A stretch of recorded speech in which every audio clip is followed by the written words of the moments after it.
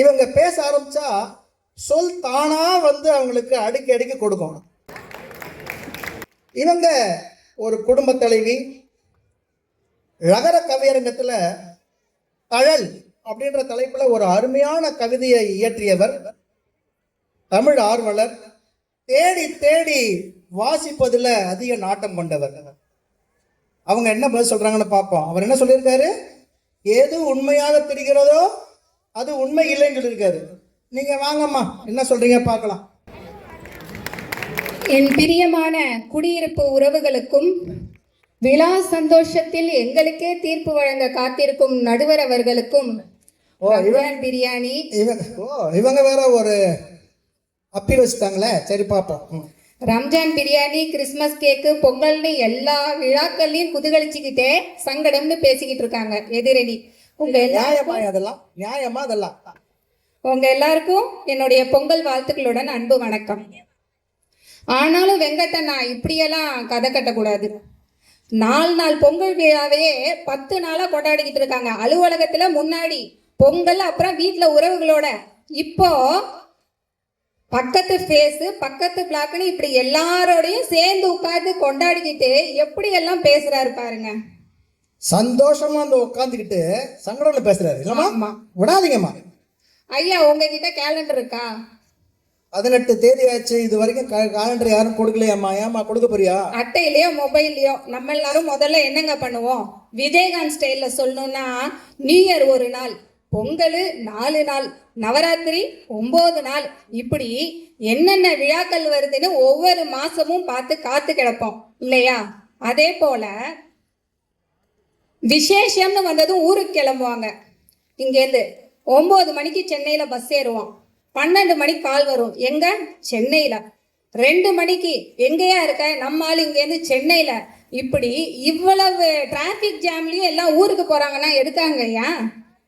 என் ஆளு ஊருக்கு வரும் அப்படின்னு அங்க ஒரு ஆளு காத்துக்கிட்டு இருக்கோம். இப்படி மாமா பொண்ணு, அத்தை பையன், தாத்தா பாட்டி, நண்பர்கள்னு பல உறவுகள் நமக்காக காத்து கிடக்குது. ஏன்? எதுக்காக? இதை விட சந்தோஷம் உண்டா? அவங்கள பார்க்க போறதை விட சந்தோஷம் இல்ல. ஏன் அந்த மாதிரி தப்பா வந்து பேசுறீங்க? எல்லாம் அந்த ஒரு நாள் எல்லாம் ஒன்னா சேர்ந்து சாப்பிட்டு சந்தோஷமா இருக்கதானே. இதுக்கெல்லாம் ஈடு இணை இருக்குதா நடுவரே?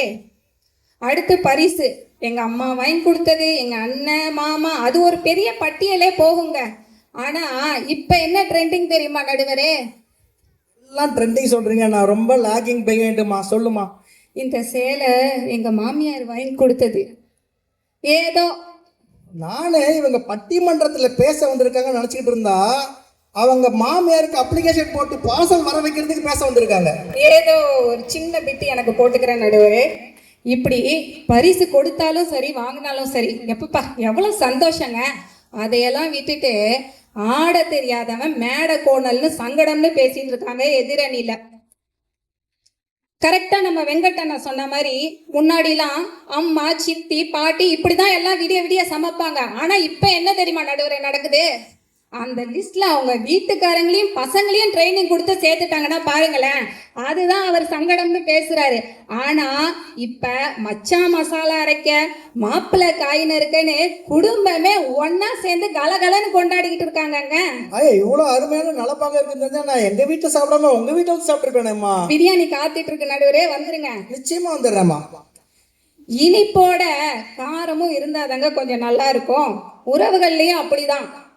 கொஞ்சம் ஊடல் கூடல் இதெல்லாமே ஒரு அழகு தானே. கொஞ்சம் இனிமையா பேசுங்க. அதோட இனிப்பா ஒரு பாயாசத்தை போடுங்க நடுவரே. நான் சொன்னது நிஜமான பாயாசம். வீட்டுல போய் வேற எதையாவது போட்டுறாதீங்க, அப்புறம் அதுக்கு நான் பொறுப்பு இல்லை. என் ஒய்ஃப் பக்கத்துலயே இருக்கிறாங்கம்மா, மாட்டி விடாதீங்கம்மா. உங்களுக்கு ஒண்ணு தெரியுமாங்க? இந்த வறுமையில இருக்கிறவங்க, ஆதரவு இல்லாம இருக்கவங்கலாம் இந்த பண்டிகை விழா இதெல்லாம் வரதுனாலதான் இன்னைக்கு ஒரு நாளாவது அவங்க உண்மை நல்ல உடை, நல்ல உணவுன்னு சந்தோஷமா இருக்காங்க, பல உதவும் கரங்களால. இந்த சங்கடம்னு சொல்றவங்க 1000 இல்லைங்க, ₹1,00,000 இருந்தாலும் அவங்களுக்கு எல்லாம் கம்மி தாங்க. குளோபலைசேஷன், இணை வழியில் இணைகிறோம்னு அந்நியப்பட்டு கிடக்கிற இந்த காலத்துல மக்களை ஒன்னா சேர்த்து உண்மையான சந்தோஷத்தை தரது பண்டிகைகளும் விழாக்களும் மட்டுமே. நடுவரே, சங்கடம்னு சொல்லிட்டு வீட்டுக்கு போனா அப்புறம் இப்படிதான் இவ்வளவு நாள் கொண்டாடுனீங்களான்னு கேட்பாங்க, பாத்துக்கோங்க. இது என்னங்க வரதுக்கு முன்னாடி ரகசிய கூட்டணி போட்டு வந்துட்டீங்களா? புரியலையே. இங்கதான் உங்க வீட்டுக்காரம்மா வேற இருக்காங்க. இப்படி எங்களை வழி நடத்தி மேடையேற்றி அழகு பார்க்கும் மகாகவி பாரதி தமிழ்ச் சங்கத்திற்கும் வாய்ப்பிற்கும் மிக்க நன்றி. வணக்கம். இவங்க சொன்ன ஒரு விஷயத்த யாருமே மறக்க முடியாது. வருஷம் ஃபுல்லாக கஷ்டப்பட்டு ஏதோ ஒரு நகரத்தில் வேலை பார்த்தாலும் பண்டிகை நாட்களில் உறவுகளை தேடி, ஐயா கோயம்பேடுலேயே இப்போ எங்கப்பா அந்த பஸ் ஸ்டாண்டு இருக்குது, அங்கே ஏறி உட்காந்தா 9 மணிக்கு சென்னையில் இருக்காரு, 12 மணிக்கு சென்னையில் இருக்காரு, 2 மணிக்கு சென்னையிலே இருக்காங்கன்னு கஷ்டப்பட்டு போய் பார்த்தாலும் அந்த சந்தோஷத்துக்கு ஈடு இணை வருமா? அருமையான கேள்வி. இவங்க பதில் சொல்லிட்டாங்க. இவங்க என்ன சொல்கிறாங்க? எது எதுவாக இருக்கிறதோ அது அதுவாக இல்லை, அது அதன் குற்றம் இல்லை. என்னங்க புரியலையா? என்ன சொல்கிறாங்க? சூரிய வெளிச்சம் எப்படிங்க தெரியுது? வெண்ணிறமாக தெரியுது. சொல்லிட்டு உட்காந்துருக்காரு. சூரிய ஒளி போல வெண்ணிறம் எதுவுமே கிடையாது சொல்லிட்டு உட்காந்துட்டாரு ஆர்குமெண்ட்ல. அவங்க சொல்றாங்க, ஐயா அது அறிவியல் உண்மை இல்லை, அது வெண்ணிறம் இல்லை. சூரிய ஒளி 7 வண்ணங்களை, வண்ணமயமான 7 வண்ணங்களை உள்ளடக்கியது. எது எதுவாக தெரிகிறதோ அது அதுவாக இல்லை. நாங்க சொல்றோம் சங்கடம் இல்லை, சந்தோஷம் தான் சொல்லிட்டு உட்காந்துருக்காங்க. இதுக்கு பதில் சொல்ல ஒருத்தர் வர, அவர் இங்க இருக்கிறவங்க அநேகமாக அனைவருக்கும் பரிச்சயமானவர். யார் யாரெல்லாம் நம்ம பிள்ளையாரையும் அனுமாரையும் கும்பிட போறாங்களோ அவங்க இவரை தரிசனம் பண்ணாம அவங்கள தரிசனம் பண்ண முடியாது.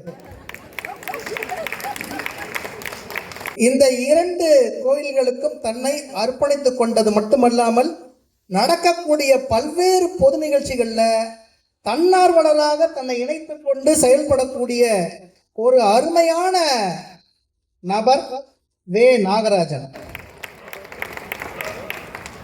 நம்முடைய தமிழ்ச்சங்கத்தினுடைய தூண்கள்ல ஒருத்தர், நல்ல தமிழ் ஆர்வலர். சற்றேறக்குறைய 2 வருஷமா எங்க மேடை ஏறவே இல்லைங்க. இவர் பின்னணியில் நின்று உதவி செஞ்சுக்கிட்டே இருப்பாரு தவிர வரமாட்டாரு. அவரோட சண்டை போட்டு மேடை ஏற்றிருக்கோம். இது அவருக்கு 2வது மேடை. இவர் என்ன சொல்றாரு? ஐயா சந்தோஷம் இருக்குங்க, சங்கடம் ஜாஸ்தி இருக்குன்னு பேச வர்றாரு. ஐயா நாகராஜன் அவர்களே வாருங்கள். அனைவருக்கும் இனிய மாலை வணக்கம். ஐயா, பண்டிகைகளினால சந்தோஷமே. என்னையா வடிவேலு மாதிரி இருக்கிற மேடையிலே கட்சி மாறிட்டேன்னு பாக்குறீங்களா? இல்ல இல்ல, பண்டிகைகளினால் சந்தோஷமே. அட யாருக்குங்க? நான் என்ன நினைச்சிட்டேன் நாகராஜன் ஐயா, துண்டு வேற மேல போட்டு வந்தீங்கல்ல, அதனால அணி மாறிட்டீங்களோ கட்சி மாறிட்டீங்களோ நினைச்சேன். சந்தேகமே உங்களுக்கு வேண்டாம். அட யாருக்குங்க சந்தோஷம்? அடையாறு ஆனந்த பவனுக்கு சந்தோஷம். நம்ம ஜெயச்சந்திரனும் சரவணா ஸ்டோர் போன்ற பெரிய வணிக நிறுவனங்களுக்கு சந்தோஷம் ஐயா. சிறு விவசாயிகளுக்கு சந்தோஷம் கிடையாது. தீபாவளி என்றாலே சேதாரம் இல்ல, செய்கூலி இல்லைன்னு சொல்லிவிட்டு நம்மகிட்ட இருக்கிற நகையெல்லாம் வாங்கி அந்த பர்சவல்ல பணத்தையும் காலி பண்ணிட்டு பாதி நகைய புதுசா ஒரு பர்ஸ் ஒன்று போட்டு நமக்கு கொடுப்பாரு. நம்ம வீட்டுக்காரங்க வாங்கிட்டு வருவாங்க ஐயா. இத பார்த்தா உண்மையிலே சந்தோஷமாவையா இருக்கு ஐயா. காலகட்டத்துல அரசு பள்ளி யூனிஃபார்மை தீபாவளி ட்ரெஸ்ஸா தச்சு தாத்தா பாட்டி கிட்ட ஆசீர்வாதம் வாங்கி அம்மா சுண்ட அதிரசம் முறுக்கு இட்லியை சாப்பிட்டுட்டு அக்கம் பக்கத்துல எல்லாம் கொண்டு போய் கொடுத்துட்டு மாமா கொடுத்த தீபாவளி காசுல குறிய வெடி வெடிக்கும் போது உண்மையிலேயே சந்தோஷமா இருந்துச்சியா? அந்த காலம் என்னங்க சூப்பருங்க உண்மை. ஆனா இன்னைக்கு காலங்கள் மாற கலாச்சாரமும் பண்பாடும் போய் பகட்டாக கொண்டாடுகின்ற ஒரு பகட்டு விழாவாக இன்று பண்டிகைகள் மாறி வருகிறது ஐயா. ஐயா, இது பண்டிகை இல்ல, பகட்டான இடம், பகட்டான விழா விழா என்று நான் கூறுகின்றேன் ஐயா. அடையாறு ஆனந்த பவன்ல ஸ்வீட்டு, அமேசான்ல ஒரு ட்ரெஸ், தீபாவளி அன்னைக்கு ஒரு சாலமன் பாப்பையா பட்டிமன்றம். இது தாயா இன்னைக்கு தீபாவளியோட இலக்கணமா இருக்கு. என் நண்பர் ஒருத்தர் 2 கிலோ மிச்சர் 2 கிலோ ஸ்வீட் வாங்கினாரு. நான் கேட்டேன், ஐயா நீங்க 2 பேருக்கே உங்களுக்கும் சுகர் இருக்கு, இவ்வளவு வாங்குறீங்களே என்னன்னு கேட்டேன். அவர் சொன்னாரு, இல்லையா நான் அபார்ட்மெண்ட்ல ஒரு 30-40 பேருக்கு கொடுப்பேன், அவங்க எல்லாம் கொடுக்குறாங்கல்ல, அப்ப நம்ம கொடுக்காம இருந்தா எப்படி அப்படின்னு சொன்னாரு. நான் ஒரு பண்டிகை கொண்டாடாத மாற்று மதத்தினர் கொடுக்கறது சந்தோஷம். ஆனா இவரு கொடுக்குறாரு பாக்கெட் போட்டு. நம்ம நவராத்திரி கொழுவுக்கு கொடுப்பாங்களே ஜாக்கெட் பிட்டு, ஒரு 60 பாயிண்ட் இருக்கும், அதை யாரும் தைக்கவும் மாட்டாங்க. அப்படியே நம்ம பூபாவின் ஒரு சுத்தி வர்ற மாதிரி அவங்க வீட்டுக்கே சாயங்காலம் ஒரு 10 பொட்டில் வருங்கயா. இப்படி தாயா தீபாவளி பலகாரம் இன்னைக்கு இருக்கு. யாராவது சொல்லுங்க நாங்க சாப்பிட்டோம் அப்படின்னு. கிடையாது. இந்த வருஷம் தீபாவளிக்கு என் மனைவி ஒரு சொன்னாங்க, ஐயா ஸ்வீட்டுக்காக நீங்க ஒண்ணு சங்கடப்படாதீங்க, நான் சந்தோஷமா ஒண்ணு பண்றேன், யூடியூப்பை பார்த்து நான் மைசூர் பாகு செய்யறேன். நானும் சரின்னு பொருள்லாம் வாங்கி கொடுத்தேன். மைசூர் பாகு செஞ்சாங்க. தீபாவளி வந்துச்சு. தீபாவளி அன்னைக்கு மாலை நண்பர் ஒருத்தர் ஸ்வீட்டு கொடுத்தாரியா. நான் வாங்கி சாப்பிட்டேன். உடனே என் மனைவியை கூப்பிட்டேன், வாயில போட்டேன், மனைவியை கூப்பிட்டேன், எம்மா பாரு இது நம்ம மைசூர் பாகு மாதிரியே இருக்குதேன்னு. உடனே அவங்க சொன்னாங்க, ஆமாங்க எப்படிங்க கரெக்டா கண்டுபிடிச்சிங்கன்னாங்க. இல்லம்மா நீ காலையில கொடுக்கும் போது எடுத்து கடிச்ச இந்த பக்கம் பல்லு அவுட்டு, இப்ப இந்த மைசூர் பாகு எடுத்து கடிச்ச இந்த பக்கம் பல்லு அவுட்டு. கவலைப்படாத, அடுத்த வருஷம் ஆம்னி பஸ்ல வைக்கிற எமர்ஜென்சி சுத்தியல் மாதிரி ஐயா வீட்டுக்கு கொடுத்துருவோம். ஐயா நாகராஜன் ஐயா தைரியமா இப்படி சொல்லிட்டீங்களே, வீட்டுக்கு போனா 32 பழம் போயிட போகுது. இது பொய் கலப்பில்லாத உண்மை சம்பவம். அதனால எனக்கு பாதுகாப்பை பார்த்து கொள்ளுங்கள். இப்படித்தாயா இருக்கு தீபாவளி பண்டிகைகள். அடுத்து பொங்கல் பண்டிகை. 4 நாள் விடுமுறையா. யாருக்கு 4 நாள் விடுமுறை சந்தோஷம்? பள்ளிக்கூடம் போற பிள்ளைகளுக்கு சந்தோஷம். ஒரு எமர்ஜென்சிக்கு ஒரு அரசு அலுவலகத்துக்கும் போக முடியாது, ஒரு ஆஸ்பத்திரிக்கும் போக முடியாது. முதல் நாள் போகி பண்டிகை. ஐயா வீட்டுல உள்ள குடும்பத்தினர் எல்லாம் கலந்து கட்டி, ஒருத்தர் ஃபேனை துடைக்கிறது, ஒரு வீட்டை துடைக்கிறது, ஒருத்தர் துணிமணியை துவைச்சு போறது, இப்படி கொண்டாட்டமா செஞ்சா அது பேர் போகி.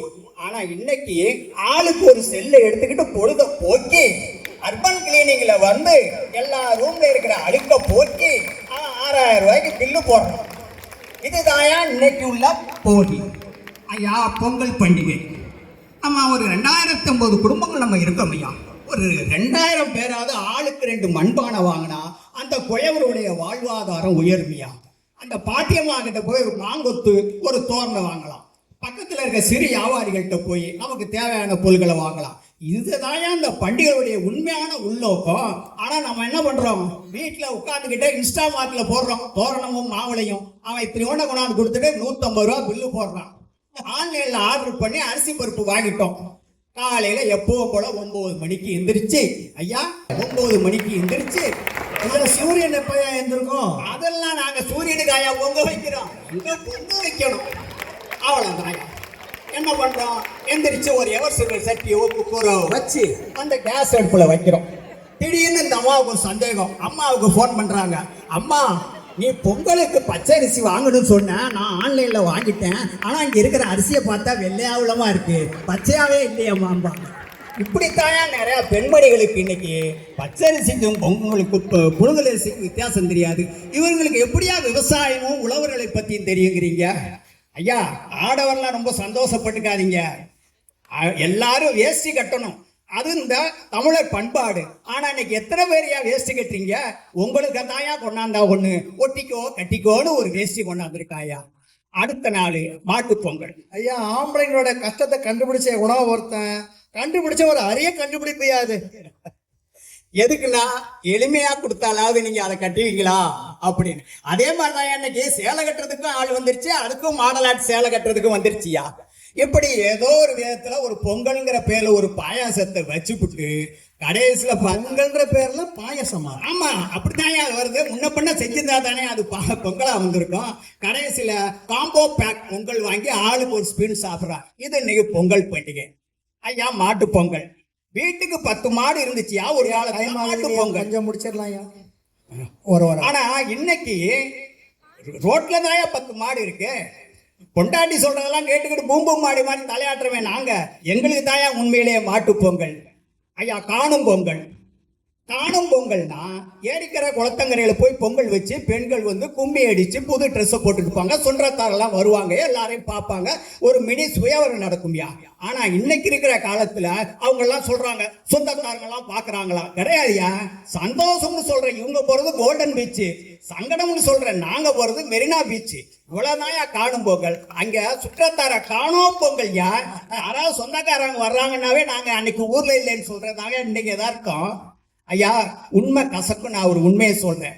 நம்ம விட இன்னைக்கு உள்ள யங்ஸ்டர்ஸ் இன்றைய தலைமுறையினர் நன்றாக சம்பளம் வாங்குகிறார்கள்.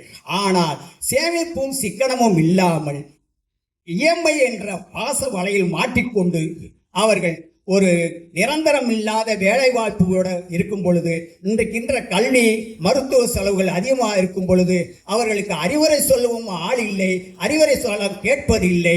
அவர்களுக்கு ஆடம்பரத்துக்கும் அத்தியாவசியங்களுக்கும் வித்தியாசம் தெரியாமல் இருக்கின்றது. அவங்க சொல்றாங்க தள்ளுபடி, இப்படித்தான் வாங்கி இஎம்ஐயை அவங்க லைஃப் ஃபுல்லாக கட்டிக்கிட்டு இருக்காங்க. ஐயா, ஒரு 5% பேர் தான் வேலைக்கு உத்தரவாதத்தோடு இருக்காங்க. மிச்ச 95% யாருமே தனியார் தொழில் செய்கிறாங்க, இல்லை தனியார் துறையில் வேலை செய்கிறாங்க. இன்றைய விஞ்ஞான காலகட்டத்தில் எந்த தொழில் எந்த தொழிற்சாலை எப்பொழுது நசுவடையும் என்று தெரியாத பட்சத்தில் எதிர்காலத்தை பற்றி ஒரு அச்ச உணர்வு இருக்காங்க. தேதி 1லிருந்து 3 வரையும் தான் யார் கொண்டாட்டம், 3லிருந்து 30 வரையும் திண்டாட்டம். இன்னைக்கு இருக்கிற பாதி மக்கள் கிரெடிட் கார்டை நம்பி இருக்காங்க, பாதி பேர் ரேஷன் கார்டை நம்பி இருக்காங்க. இந்த மாதிரி சூழலில் பண்டிகைகள் நமக்கு சங்கடத்தை தான் தருகின்றன. சந்தோஷம் என்று வெறும் பகட்டு வார்த்தை. தள்ளுபடி என்று போட்டிருக்கிற பொருளை பார்த்தீங்கன்னா 2 ஸ்லிப் போட்டிருப்பாங்க, ஒன்று பழைய விலை ஒன்று புதிய விலை. இதான் தள்ளுபடி என்று கூறிக்கொண்டு, ஐயா எங்களுக்கு ஏற்கனவே சங்கடம், நீங்க இந்த பண்டிகைகள்னால சங்கடமுன்னு ஒரு தீர்ப்பை கொடுத்தீங்கன்னா அதன் மூலமாக நாங்கள் சந்தோஷம் அடைவோம் என்று கேட்டுக்கொண்டு எனக்கு வாய்ப்பளித்தமைக்கு நன்றி கூறி விடைபெறுகிறேன். வணக்கம்.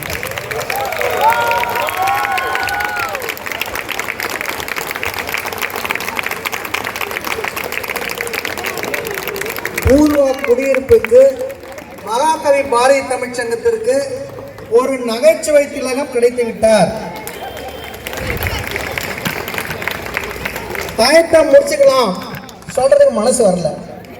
ஆலவாசம் அவசியம் என்று சொன்னாலும் அவருடைய அந்த நகைச்சுவையான அதில் நீங்க எல்லாம் ரசிக்கிறத பார்க்கும்பொழுது தடுப்பதற்கு மனது வரவில்லை. மிக சிறப்பாக சொல்லியிருக்காரு, பல்வேறு விஷயங்களை சொல்லியிருக்காரு. வேலையே நிரந்தரமா இல்லையா, சம்பளம் ஜாஸ்தி வாங்குறான், ஆனா நாளைக்கு காலைல வேலை போயிடும். ஏஐ என்று ஒன்று வந்துவிட்ட பிறகு யாருக்கு எப்ப வேலை போகும்னே தெரியல, தடுமாறிக்கிட்டு இருக்கிறான். அவன் வாழ்நாள் ஃபுல்லா சங்கடத்துல இருக்கான். திருவிழாவில மட்டுமாயா சந்தோஷமா இருந்துட முடியும்னு அவர் கேட்கிறாரு. அருமையான கேள்வி. இதுக்கு பதில் சொல்ல மஞ்சுளா அருள்மொழி வராங்க.